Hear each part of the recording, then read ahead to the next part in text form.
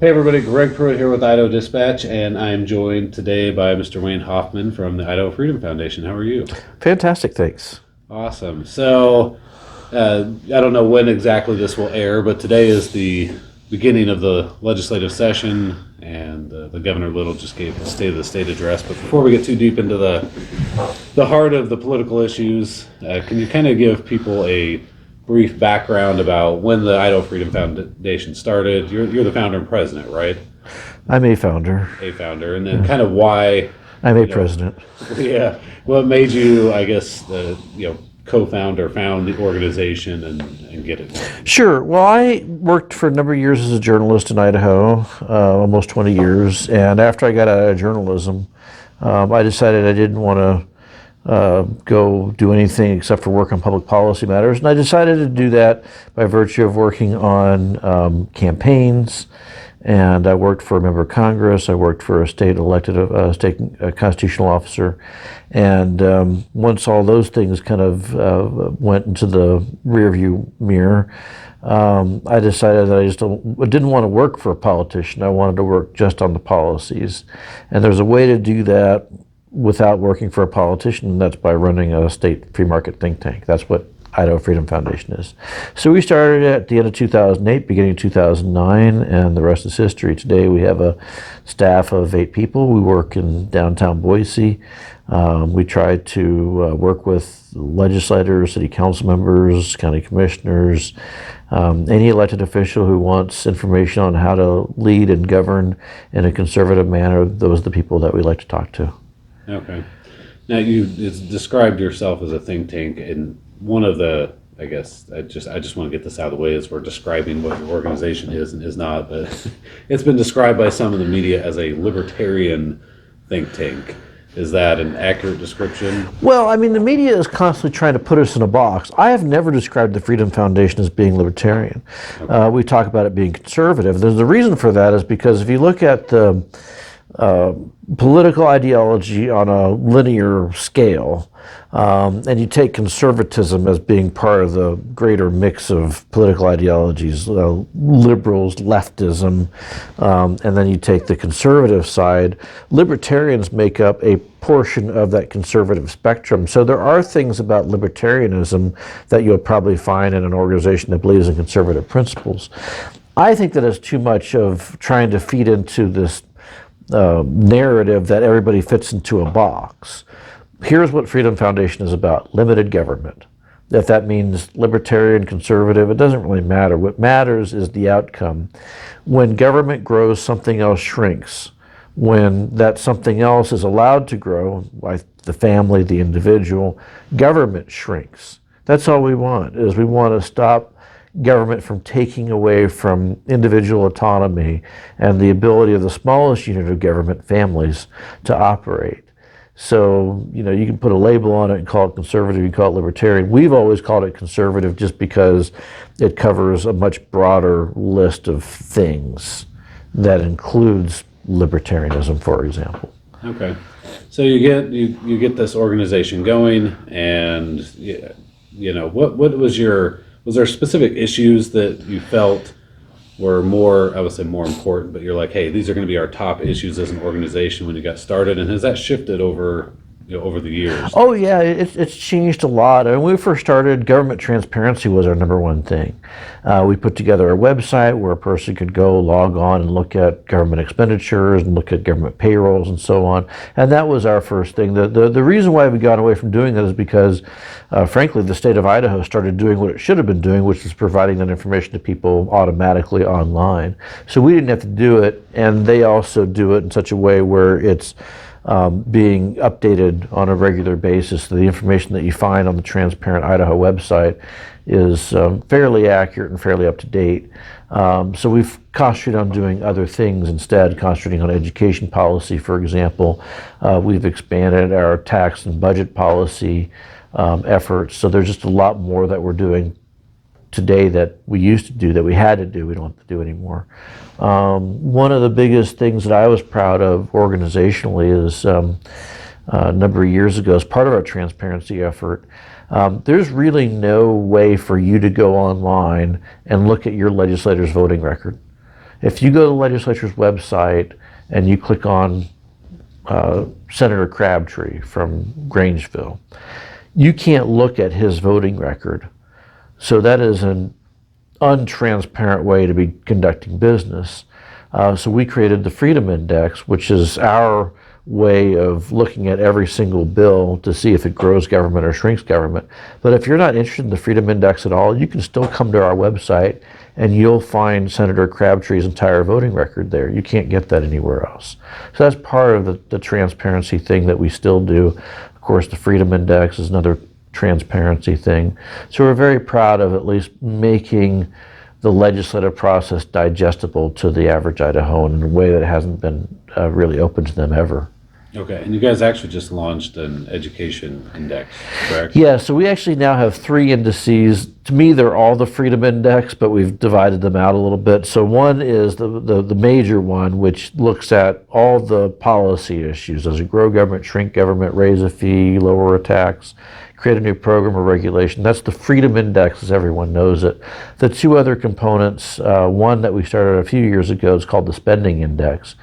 So it looks at every single budget bill, and are we paying for things that we really shouldn't? Does it raise spending too much? Does it add a bunch of new state government employees? So we look at budget bills, spending bills through that lens. And then we have this other thing called the Education Index, which is going to be looking at, does it make education opportunities open to parents so they get to choose where their kids go to school, or does it favor the system? Are we creating some new education program that's taking away from families and from private sector solutions, and so on? So we're looking at all 300, 400 bills that get introduced every legislative session through those 3 lenses, those what we call collectively the Freedom Index. Okay. And I guess for people that don't know, can you explain just briefly the bill rating system, which is what ultimately feeds into these ratings, is how they're being rated by your organization? And so can you kind of explain what that means and how you guys? Yeah, so people will say, well, you gave my legislator a score. We don't give anybody scores. The Freedom Index is a combination of all the votes that take place in real time. So we never score a legislator, they score themselves. And those legislators can look at how we've analyzed a bill before they vote on each individual bill. And the reason why we do that is because a legislator, we have a really great system in Idaho where every bill is about a single subject. And so when you're presented with a bill will, let's say, raise the fuel tax, but it also won't fund the education system and pay for the public TV system and maybe make heroin a mandatory minimum prison sentence or something like that.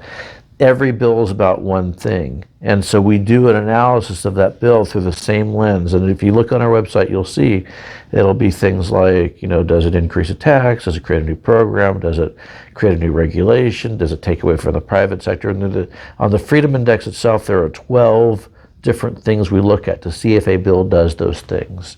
And that generates the score. And when a legislator votes on that bill, that feeds into their aggregate score. So they can see, as a legislator, they can see in real time, and their constituents can see in real time if they're moving towards bigger government or smaller government. Because it's a lot like watching grass grow. You go out, mow your lawn, and the grass is nice and short, and you go out the next day and it's still nice and short, and one day you come home and it's up to your knees and you wonder, when did that happen? Well, the same thing happens in legislation. It's like just incrementally, growing government just a little bit here and there. You don't even really notice that you're doing it. But when you aggregate it and you see those scores come together in real time, then you can see your cumulative impact on the size and scope and shape of government. That's what the Freedom Index does. That allows for the legislator and their constituent to know if government is truly growing. Okay. How do you, as an organization, when you guys are rating these bills, if a bill comes out of a legislator a proposed bill that, let's say has a 60% score versus somebody who typically has an above 90% score, how do you ensure objectivity from your bill raters that, hey, even though this is somebody who typically scores high, you need to have that same scrutiny as someone who maybe you expect to have a growing government type proposal. Yeah, all the bills are looked at exactly the same way. We actually, when you look at a bill, there's the bill, the text of the bill itself, and then there's what's called a statement of purpose that goes attached to it. And the statement of purpose will usually have the bill's lead sponsor named on it. And our policy analysts are told to not even look at the statement of purpose. At some point, they will probably have to, just to make sure it makes sense, or that what the statement of purpose is saying is consistent with what the bill is saying. Those are the kinds of things. But the very first thing that a bill analyst is supposed to do is read the bill. And from that, they're supposed to be honest about what that bill does. And we'll eventually figure out who's sponsoring a bill, but every bill gets looked at the same way. And we had to go back to our friends and say, look, we love you, but this bill does these terrible things. And that's just, we've been consistent in doing that for the last decade. So, I mean, people can count on, it doesn't matter who the bill's from, what matters is what the bill does. And if it grows government, it's going to be a negative rating. It doesn't matter whose name is on it. If it reverses the trend and shrinks government. We've seen liberal legislators occasionally promote legislation that shrinks government. Doesn't matter to us. We only care about the end result. Okay. Have you guys ever changed your rating, like a legislator comes and says, hey, this is what this actually does, or this is what was intended, and you go, okay, we're going to change our rating because we didn't quite understand that at the time. We look at more legislation than any legislator or any organization in the state of Idaho. No one looks at as many bills as we do. So we do 200 or 300 bills a year. It doesn't shock me if one or two of them comes back and it needs refinement or more work. Maybe it was something we didn't understand or we got something wrong. That's a 1 or 2% error rate. I think that's fairly reasonable. When we do make a mistake, we'll go back, and we've encouraged folks, if you see something wrong in our ratings, come back and let us know. But what people tend to do, though, is they mistake the bill's intention for what the bill does. And people will tell us, oh, well, the bill doesn't grow government, it's intended to shrink government. Well, intentions don't matter. What matters is what a bill does, what it says on paper that it does. And so the intentions don't matter. The testimony in committee, every single bill that has ever gone through the legislature has supporters and opposition. And everybody's going to go and show up in the committee and say this is a wonderful bill, and he'll show all the wonderful things it does. That doesn't matter. It only matters what it does. Does it grow government or shrink government? Does it add a regulation? Does it take away regulation? Does it impact the private sector at the expense of the government, or vice versa? Those are the kinds of things we look for. The intentions don't matter, but there's occasions when you'll read a bill and there are some collateral references to another code section that maybe you didn't anticipate, that you have to go back in and look at and go, yeah, it does have this kind of an impact or this kind of a relationship with another code section that we didn't anticipate. It happens, and when that happens, we go back and we will do an amendment. Our goal is to be as accurate as humanly possible with the analysis that we do, and so there are times when, if a bill is an error, we'll go back and fix it. But I can tell you that it happens maybe twice a legislative session. Okay. And like I said, an error rate of 1 or 2% is. I mean, I wish our legislators had that kind of result. Okay, so let's real quick talk about some of your biggest successes as an organization, and then maybe your biggest failures, things that you tried to do and didn't do, and then what some of the things that you did do that you guys got through successfully. Okay, well, I mean, I think my favorite stories are things that are where you're against impossible odds and people tell you what you're doing can't be done. So, I mean, our very first one, going back to 2009, I think, was when we said, there's this process in the state of Idaho where the political parties are getting taxpayer money and the taxpayers are none the wiser for it. And it was done going back into the 1970s. There used to be a process where when you got your tax form, it would say, do you want to donate $1 to the political party of your choice? And so you would designate, I want $1 to go to the Republican Party or the Democrats or Libertarians or whomever. And your tax instructions on your instruction form, it would say designating a dollar to go to a political party of your choice won't increase your tax liability or decrease your refund. And so you go, how does that work? How is it possible that I can designate a dollar and it doesn't cost anybody anything? Well, it's magic, really. The way it worked was money comes into the state through a spigot, and when you designate a dollar to go to the political party of your choice, that money that's going in and it's heading towards the general fund is diverted to the political parties. So it comes in off the top. The political parties got funding before schools got funding, before the state police got funding, before the prisons got funding, before the transportation got funding. They were at the top of the food chain to get funding based on the designation by the taxpayers. And we pointed that out, and the legislature voted almost unanimously to get rid of that program, which was great. I loved that. Another favorite of mine goes back to the transparency play. It was in the early 2000s, the legislature voted, or I should say legislative leadership voted to put cameras in the House and in the Senate. And they also agreed, kind of informally, that every 5 days, the videos that were captured on the floor in the Senate and the House were going to be deleted. So on the 5th day, all the recordings were run under a eraser and deleted, gone forever. And that was the way up through 2012. And that's when, in the 2013 legislative session, we decided, Freedom Foundation, that we were going to take all the videos from public television and just post them on our website. And we did. And then I got a call from House and Senate leadership, February 2013, and I was supposed to go down there and talk to leadership, and they said, "Wayne, what are you doing?" And I said, "Well, what do you mean?" And they said, "Well, you're putting these videos on your website, and that violates our rules." And I said, "Well, that sounds like a you problem, not a me problem. It's your rule, not my rule." And they said, it was Senator Hill, who was the pro tem at the time, said, "Well, Wayne, if we ask you nicely to take the videos down, will you do it?" And I said, "No, absolutely not. We're going to leave them up there. People are going to have a chance to look at them and see what their lawmakers are doing." And then they realized that they had a problem, they being legislative leadership. I had the only copy of the thing that took place on the Capitol floor, and that was a problem.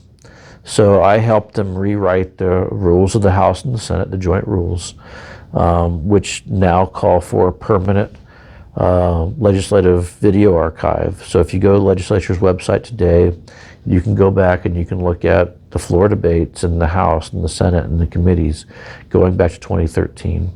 So that's the one I'm most proud of. There have been other things, lowering income tax, getting rid of regulations, getting legislators to finally ask questions about education choice and the operations of the government university system, getting more transparency and daylight on the federal funds that are getting into the state of Idaho. There's just been a tremendous number of things that we've been able to do to improve the quality of governance in the state and therefore the quality of life for Idahoans. Okay. So what about some things that you haven't been able to get done that you're frustrated by, or things that you tried to get done that you're like, maybe we'll just kind of move on from that? Or... Well, all of it comes back to, when I started the Freedom Foundation along with Heather Lauer at the end of 2008, beginning of 2009, and folks would say, well, why do we need a free market think tank in the state? We've got 85% Republicans in the legislature, everything should be fine. And no, that's not the case. Legislators in Idaho vote for big government as much as other states. I like to say every state in America is socialist in one form or other. We've all adopted various facets of socialism, including Idaho. And I wish that weren't the case. I wish that Idaho lawmakers were more willing to depend on the value of the family and parents and the private sector, and a belief that human beings, when left alone, will make the right choices and solve their own problems, without needing government to be involved. That's been a disappointment, to just see government grow and grow and grow year after year. Much to our chagrin, and despite our best efforts, government continues to grow, take more money out of the economy, find new problems to try to solve, and that's why we're in the situation that we're in. So, I mean, I would say that the narrative is changing. People are now understanding more why limited government is so important. But they still continue to gravitate back towards government solutions every time. We're going to solve the housing problem. We're going to solve the drug problem. We're going to solve name your problem, and the government's going to declare a war on it, and we'll spend the next 50 years bankrupting America in order to solve that problem and never actually solve the problem. The organization has grown a lot since you guys founded it, and kind of find yourselves talked about quite a bit in the political circles, the media, and so forth. I guess overall, what notices have you seen the most as far as the direction, and has the legislature gotten more conservative in the House and the Senate? Has it gotten less conservative? Is it the same as when you started? And if it's not going the direction that you want, what do you think is happening? Oh, it's definitely going in the direction that I want. This is my 28th legislative session. My perspective only goes back to the mid-90s. But I can tell you that the Idaho House of Representatives is the most conservative it has ever been in the state's history. And we know that by virtue of tracking the Freedom Index over the course of the last decade. We can see the voting patterns, how they've shifted. It's been really interesting to watch as a lot of liberal legislation has died on the House floor and a lot of very conservative legislation has passed the House. Things that you should just sail through because some special interest group wanted it doesn't work that way anymore, mainly because of the House. Now, I can also tell you that the Senate is pretty much the same as it's always been, very left-leaning. There's very daylight between the Senate Democrats and Senate Republicans. Case in point, the Senate President Pro Tem is a nice guy by the name of Chuck Winder, and Chuck's voting record is indistinguishable from that of Melissa Wintrow, who is a North End Senate Democrat. She's liberal as the day is long, and their two voting records look exactly alike. Now, you can argue that's because Melissa Wintrow is in reality a conservative Democrat. That's not the case. She most definitely is a lifetime liberal Democrat, and she and Chuck Winder vote very much alike. Now, that's not to say that perhaps the Senate is, more conservative than in Oregon or Washington, but it's not as conservative as the state House of Representatives and not as conservative as the electorate of the state. So the trend is in the right direction. It's just the state Senate that really is the problem right now. Okay. So let's kind of talk about that. You're saying you like the direction that things are going so far, and that the House is more conservative. One of the criticisms that you guys face, and you face, in fact, I showed you a comment from our live feed earlier today, which was that Wayne Hoffman and the IFF they've got the puppet strings over, a couple dozen legislators in the House, and they do what they're told, and the campaign time comes around, and then you buy off their campaigns, and a lot of these criticisms that you hear from the left, from the media. What are your responses to that? Well, first of all, we don't give money to campaigns. We never have, never will. We're a 501c3, and we've got Idaho Freedom Action, which is a 501c4. We're not giving money to campaigns. We don't have a bunch of funds sitting in a pool that like the Idaho Association of Commerce and Industry that uses that to beat people about the head and shoulders and get the result they're looking for. All we do is present ideas. And our influence is only as good as the way we're able to do our research and the way we're able to present our ideas. That's it. I read this stuff in the press that says that we bully legislators. I have never even gone to the Capitol building and said, you need to vote this way on a bill. I've never done that. Here's our analysis. Vote as you wish.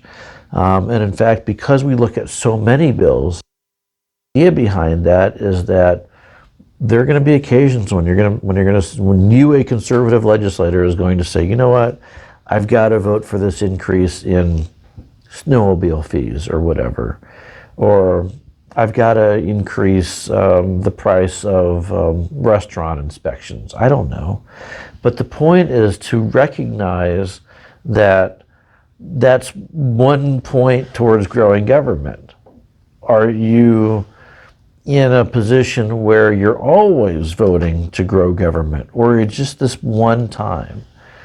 Because you can vote to grow government, and you probably will as a legislator. At some point in time, you may cast a vote that increases the size and scope of government. The question is how much of the other that you do. Because we find there are some legislators who their propensity is to always vote with whatever the agencies want, whatever the special interests want, whatever the corporate welfare people want, the rent seekers want. So there's no one from my office going around with a stick and clubbing people. We're just presenting information, and then we're saying, you do you, boo-boo. You do what you feel is best. And that's it. That's how that shakes out every single time. And it's been really interesting because, we have friends who the best they're able to vote is in the 60s and 70s. Still like them. They're still good people. They're just not as conservative as their votes pretend them to be.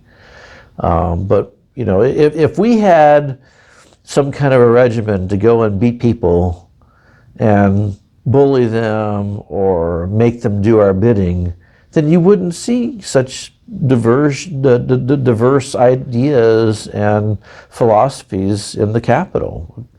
There are clearly some people there that are with us on a lot of issues, but there are a whole bunch of people who aren't. That's fine. We're just trying to capture the information so that the legislators who vote on bills, and their constituents can really understand what is happening at a level beyond what you read in the paper. Because according to the newspaper, if you have an R next to your name, you're a conservative. And that's just not true.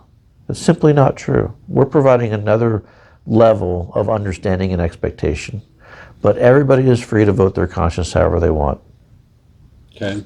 And then at election time, you guys do go out and do, I don't know, what do we call it, electioneering, or you do education to voters on how people voted. And some people say, you know what, that's when the IFF attacks, is they go out and say, vote for this person and don't vote for this person. We have never said vote for this person or don't vote for that person. What we always say is, here's their voting record. Here are some things that you might want to know about, some key vote or some key issue or some topic in which a legislator behaved in a way that's important to the constituency. It might be that they supported education choice or getting rid of the grocery tax, or they voted for a gun bill of some kind. All that stuff is fair game, and it's nothing. If anything, it's a lot lighter touch than the stuff that you see from PACs or various independent expenditure organizations, where they're going and saying, tell Senator Smith to, go away because they voted to kill kids and whatever. We don't do that stuff. All we do is provide information, and we provide sets of data, and that's it. People make their choices from that. That's nothing. It's been made out to be way more than it really is by the press. We simply don't do half of what the various PACs and campaigns do on their own. Yeah. And do the C3 and 4 laws allow you to tell people who to vote for and against? Well, yeah. So that's exactly. So yeah. So we can't go and do something that says vote for Dan Jones or vote for Tina Smith or vote against them. We can't do any of that stuff. All we can do is provide information points.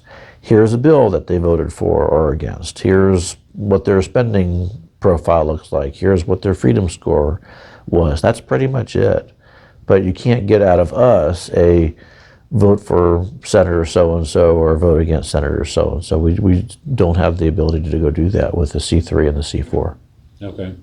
And I guess one final criticism that... One final criticism? Maybe there's more and I don't remember. There's probably a lot more. One of them, it has to do with funding, and a lot of some of the critics in the media, or maybe on the left, or maybe even some Republicans will say, you know, the IFF is they talk about transparency but refuse to disclose who their donors are. There's they're funded by the Koch brothers and some other big. There's no grassroots support.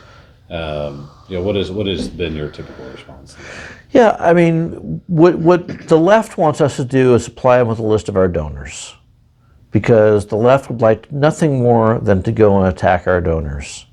That's why they want the information. They want to be able to go to their houses. They want to be able to send them hate mail. They want to be able to boycott their businesses. That's what they want.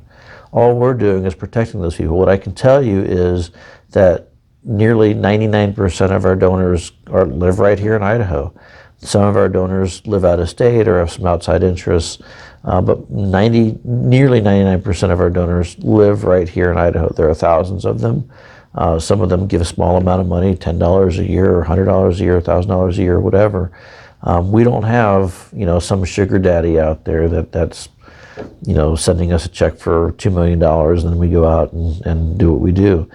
We are supported by Idahoans through their hard work and their hard labor.